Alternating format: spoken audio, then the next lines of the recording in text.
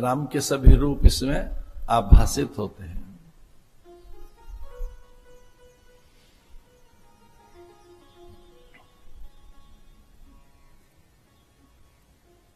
ऐसे राम बैठे हैं, सुग्रीव ने आश्वासन दिया कि सब वानर उनके सुध में निकलेंगे।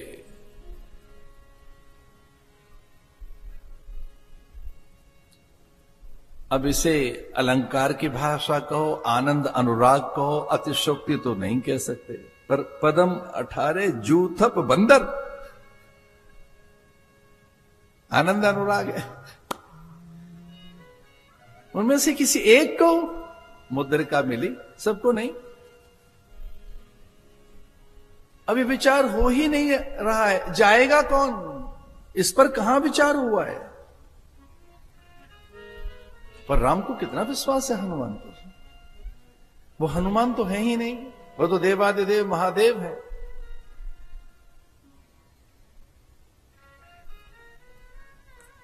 और उनमें संपूर्ण शक्तियां चैतन्य हैं।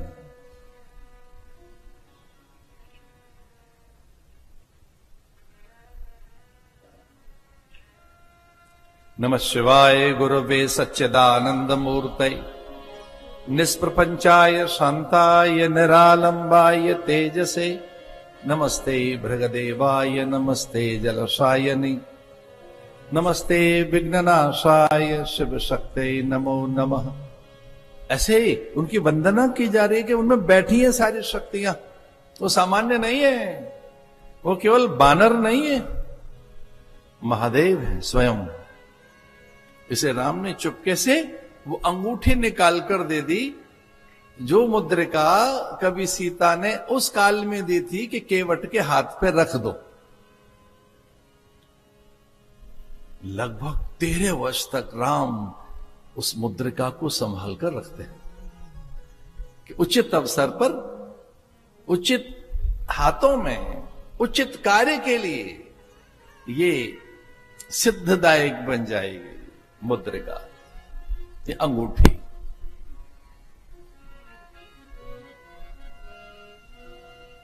अत्यंत गोपनीय ढंग से राम कहते हैं, और वहां लक्ष्मण भी नहीं है, न सुग्रीव है, न जामवंत है, न नल्लील है, न अंगद है, अकेले हनुमान। जाने लगे तो हनुमान प्रणाम करने के लिए आए, धीरे से मुद्रिका अंगूठी निकालकर हाथ में दे दी और कहा कि ये सीता को दे देना और वापसी में भी कुछ ले आना। इसका अर्थ है कि राम ही सीता की सुध लेकर हनुमान ही आएंगे। ये तो तय हो गया। अभी ये तो तय हुआ नहीं है जाएगा कौन, पर राम को कितना विश्वास है कि जाएंगे हनुमान ही। इसलिए ये अंगूठी, इसे वो पहचान लेंगे, परिचय मिल जाएगा। सामान्य मुद्रिका नहीं है, इसमें सब गोपन है, इसमें संपूर्ण विद्याएं निहित हैं। सृष्टि का सार छिपा है इसमें। सृष्टि कैसे बनाता हूं, मेरे नाभि कमल से ब्रह्म कैसे पैदा होता,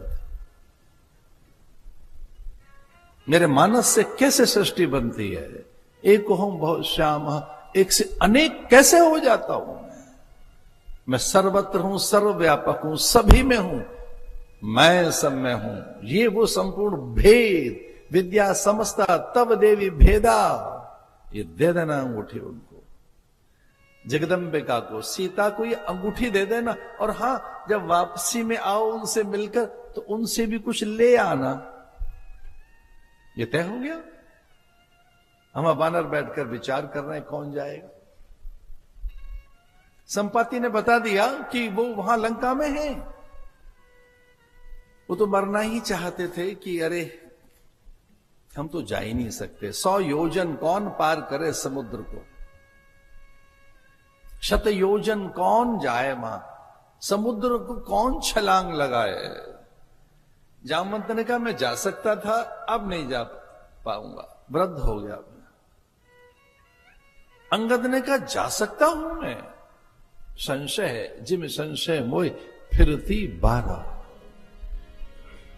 मैं लौट कर नहीं आ पाऊंगा। आ भी सकता हूं लौट कर, पर मेरे मन में संशय है। संशय आत्मा विनश्यति, मेरे मन में संशय है। मुझे अपने पराक्रम पर, बल, शक्ति और सामर्थ्य पर पूरा विश्वास है, पर कदाचित मैं न लौट पाऊं। तो ऐसा अगर संशय है तो कार्य सिद्ध नहीं होगा। ऐसी कोई शंका है, कोई निशंक चाहिए, उसके लिए संशयहीन।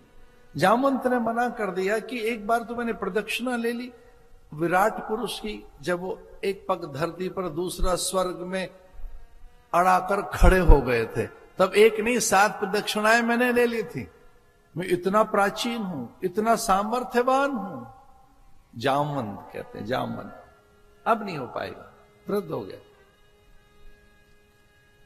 कदाचित जामवंत किसी का परिचय कराना चाहते हैं, और तब जब असहाय हैं, तब जामवंत ने कहा कि काचुप साध रहे हो बलवान, कवन सुकाज कठिन जग माही, जो नहीं होए तात तुम पाही। काचुप साध रहे हो बलवाना, जो बलवान है, धैर्यवान, गुणवान, प्राय मौन में रहते हैं। ये धैर्यवान, गुणवान, बलवान, पराक्रमी, सत्यनिष्ठ और उनके स्वभाव की बात कही है शास्त्रों में, जो आत्मोपलब्ध है, ईश्वरोपलब्ध है, सत्यनिष्ठ है, जिन्हें भगवदीय साक्षात्कार हो गया है। वो अपनी सिद्धियां, शक्तियां, विभूतियां, विद्याएं, इनका बहुत प्रकाशन नहीं करते। फूल कहां बताने जाता है कि कल आ जाना, मैं खिल जाऊंगा, मेरी सुगंधा, सुवास, गंध, मकरंद, मुझ में सुचिता, सौकर्यता, सौरभ्यता, विमोहन, सम्मोहन, एक विलक्षण आकर्षण प्रकट होगा। अरे तितलियों, कल आ जाना, भ्रमर तुम भी आ जाना, और हां भूलना मत भ्रमर आप आ जाना।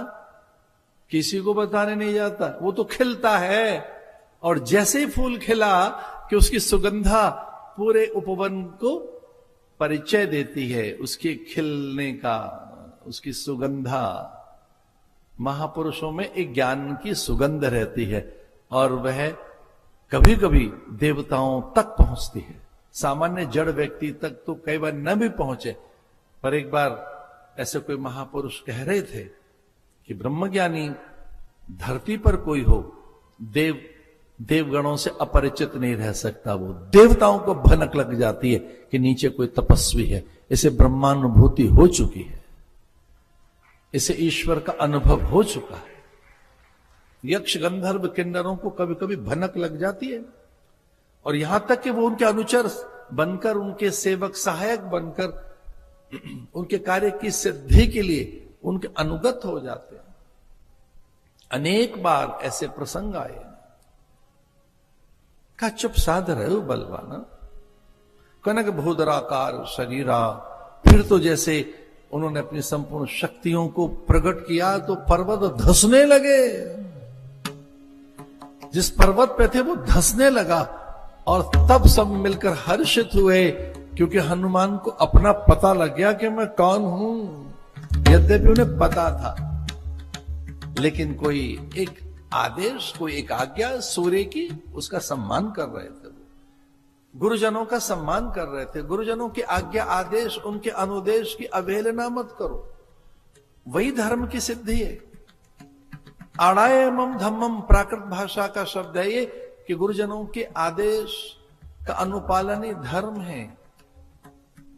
परशुराम को जब उनके पिता ने कहा कि अपनी माता का सर काट के मुझे दे, एक पल नहीं लगाई उन्होंने। पिता का आदेश है, धर्म है, मैं पालन कर लेता हूं। वो एक अलग बात है कि माता बाद में जीवित भी हो गई, तो पूछा मां ने कि ऐसा आपने क्यों किया? बोले आप कह देती तो मैं पिता का उतार के दे देता, मैं तो आदेश में आना है धम्मो। आज्ञा में, माता पिता की आज्ञा में रही है भैया, आज्ञा का जो पालन करते रहे।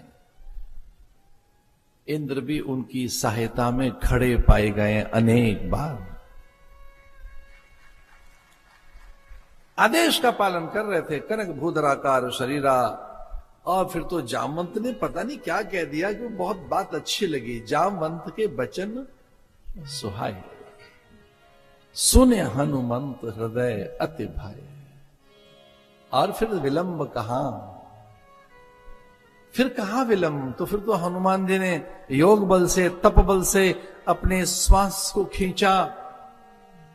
वो तो वायु पुत्र हैं, पवन पुत्र हैं, पवन उनके नियंत्रण में संपूर्ण शक्तियां, अष्ट सिद्धि नवनिधि के दाता, वो तो अष्ट सिद्धि नवनिधि, वे तो सर्वव्यापक सत्ता हैं। ऐसे हनुमान ने अपनी संपूर्ण विभूतियों को का आह्वान किया, शक्तियों का, और वे उड़कर पहुंचे, सागर के ऊपर चल रहे हैं। देवगण शंकित हैं कि परीक्षा ली जानी चाहिए। सुरसा को भेज दिया सामने, परीक्षा तो लो, इनमें धैर्य, गांभीर्य, शक्ति, सामर्थ्य, विद्या, विनय, उस प्रकार का बल है कि नहीं जो रावण को आतंकित कर सके।